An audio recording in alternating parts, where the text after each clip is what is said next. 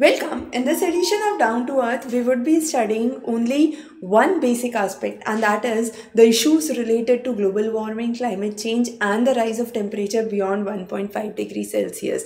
So, the generation Alpha has witnessed a permanently warm Earth of a temperature 1.5 degrees and above. Now, this generation of the 21st century is actually facing a world with warming climates, adverse climatic conditions, and ecological losses. So, the World Meteorological Organization and C3S, which is the Copernicus Climate Change Services of European Union, has talked about the hottest year since the pre-industrial era as 2024, which has a critical temperature of 1.5 degrees Celsius and warming.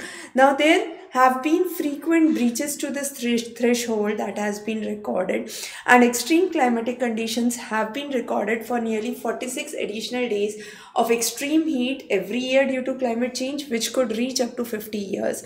Now, this trajectory shows how the global temperatures have been rising, and this rise has been earmarked since the year 1980s. We have seen that this has been a significant increase.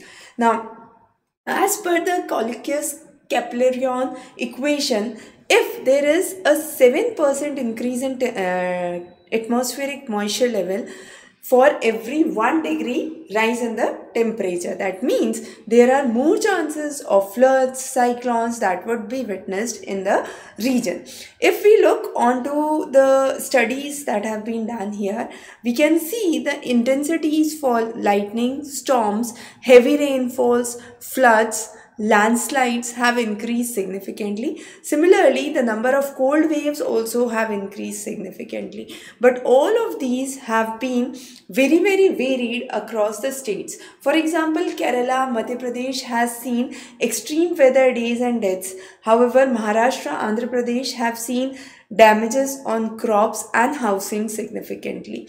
Now, North America has seen nearly 80 named storms, and the global extreme heat affected 78% of the population, adding 26 excessive heat days every year and a temperature of 0.85 degrees Celsius hotter than the pre-industrial average.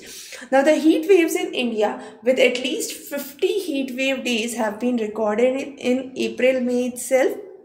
There have been absence of western disturbances, prolonged dry spells, anticyclones which have been fueling the heat waves in the region. The vapor pressure has been rising. Additional global climatic temperatures are rising. So more moisture is being added.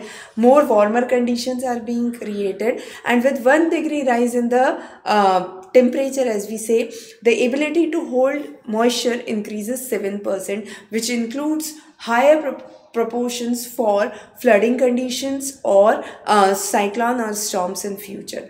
Now, atmospheric flying rivers are basically streams of water vapor that move from tropics to higher altitudes, and with the increase in the moisture, these have condensed water vapor that move from one region to another, creating higher damage that could be seen for rainfall, floods, and other events. Now, 2023 study showed frequencies of severe atmospheric rivers, with 80% of the worst events being caused due to flooding conditions.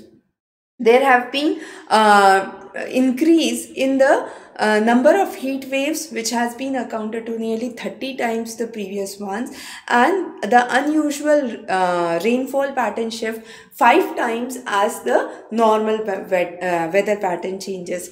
Then the next one that we understand is mitigation, adaptation, and finance. Now, COP29 was a point where we focused on emission reductions, and then the recent report talks about no more hot airs, come hell, high waters. So these type of highlights talk about the inaction towards climate and the global frustration which has been rising, with global greenhouse gas emission reaching a record high of 57 gigatons of carbon dioxide equivalent, which is nearly 1.3% increase from 2022, a significant figure.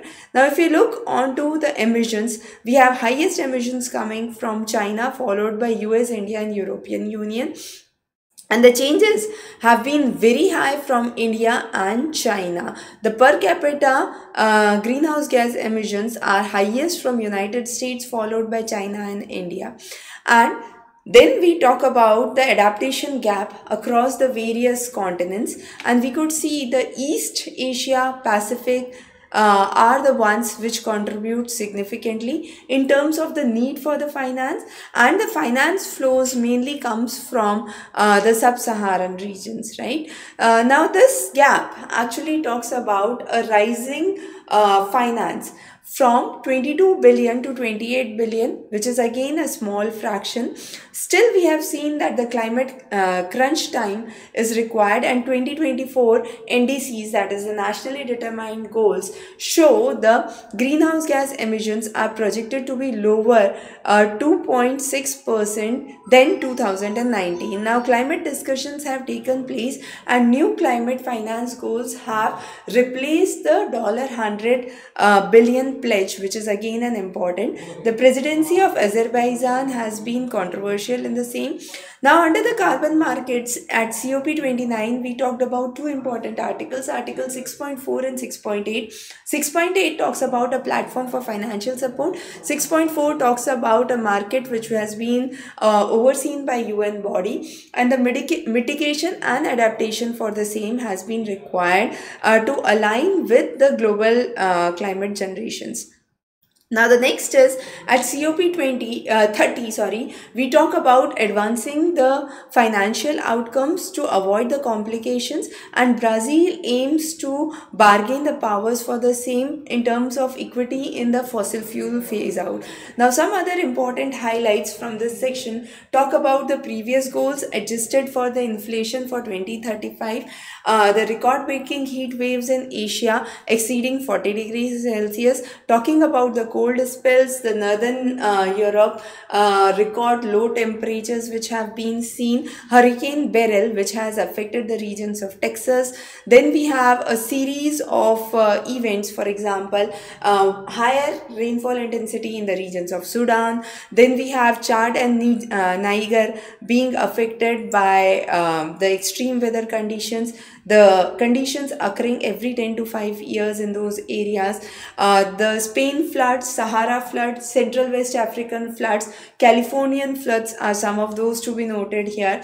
And then in the regions of Greece, Italy, Portugal, Morocco, we have seen the temperatures hitting 40 degrees Celsius, which have been hottest in the last 40 years. So those are some of the important updates that we have seen in this edition. However, the complete handouts would be available at ExamRace. In case you have any questions or queries, feel free to connect back. Thanks for joining in. Have a wonderful evening.